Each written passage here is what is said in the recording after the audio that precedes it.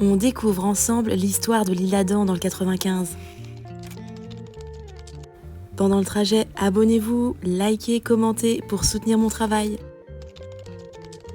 L'Isle-Adam, commune de 12 400 habitants, est l'une des perles du Val d'Oise, nichée au bord de l'Oise, à 32 km de Paris. Son histoire commence très tôt. Dès le IIIe siècle, le village de Nogent, aujourd'hui un quartier de la ville, aurait été évangélisé par Saint Denis. Vers 832, Louis le Pieux cède les terres à l'abbaye de Saint-Denis. Et en 862, une charte de Charles le Chauve confirme l'existence du village.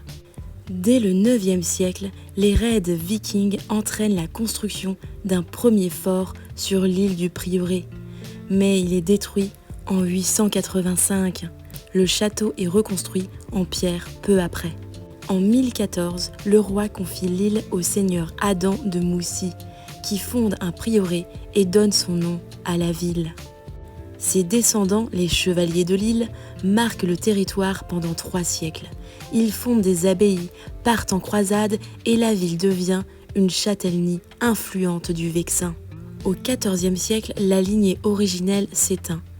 Et en 1364, l'Isle-Adam passe à la puissante famille de Villiers, dont un membre sera même maréchal de France. La ville accueille plusieurs rois de France comme Charles VI et François Ier et devient un lieu stratégique sur l'Oise avec son marché et ses ponts bien gardés. Au XVIe siècle, l'Isle-Adam entre dans l'âge d'or de la maison de Montmorency, puis des princes de Conti, qui en font une luxueuse résidence de chasse. Le domaine rivalise alors avec Chantilly. Jean de La Fontaine y séjourne, le jeune Mozart y joue du piano et la ville rayonne dans tout le royaume. C'est dans ce décor raffiné que le jeune Balzac, âgé de 18 ans, découvre l'Isle-Adam en 1817, invité par le maire Philippe de Villiers-la-Faille. Immédiatement conquis, il décrira plus tard la ville comme son paradis terrestre. Et on le comprend.